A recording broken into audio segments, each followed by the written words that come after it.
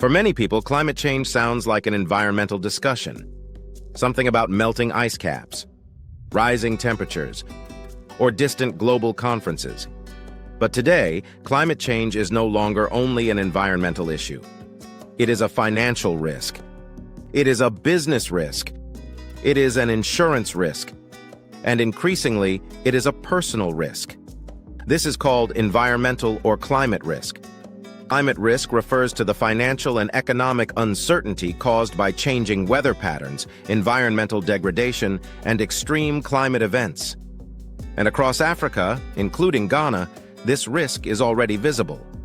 Let's start with something familiar: flooding in Accra. Every year, heavy rains damage homes, shops, vehicles, and infrastructure. Families lose property. Businesses close temporarily. Insurance claims increase. But flooding is not only a weather problem, it becomes an economic problem. Repair costs rise, insurance premiums increase, business interruptions reduce income. Climate risk turns environmental events into financial consequences. Now consider agriculture. Farmers depend on predictable rainfall.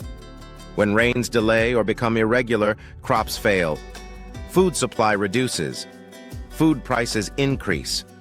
Urban households that never farm still feel the impact through higher living costs. That is climate risk spreading through the economy. Another example is heat. Extreme heat affects worker productivity. Construction slows. Outdoor work becomes dangerous. Energy demand rises because of cooling needs. Businesses face higher operating costs. Even national electricity systems experience pressure. Climate risk affects productivity itself. Let's connect this to insurance. Insurance works by predicting risk using historical patterns. But climate change makes the future less predictable. Events that used to happen once every 20 years may now happen every 5 years. Floods become more frequent. Storm damage increases. Coastal erosion accelerates. When risks become harder to predict, insurance becomes more expensive, or sometimes unavailable. This is why climate change is also an insurance industry challenge worldwide. Now here is an important concept. There are two main types of climate risk. The first is physical risk. This includes direct damage from floods, droughts, storms, heat waves, sea level rise. These physically destroy assets and livelihoods. The second is transition risk. This happens when economies shift toward environmental policies or cleaner technologies. For example, new environmental regulations, carbon policies, changes in energy systems. Businesses that fail to adapt may lose value. Industries change. Jobs evolve. Investment flows shift. Transition risk is not caused by nature, but by society responding to climate change. Now let's look at Ghana specifically. Coastal communities face erosion risks. Urban areas face flooding risks due to drainage and rapid development. Agriculture faces rainfall uncertainty. Energy systems face changing demand patterns. These are not future problems. They are present risks. So how do individuals and businesses manage climate risk? First, awareness. Understanding environmental exposure helps better planning. Second, location decisions. Where you build or operate matters more than ever.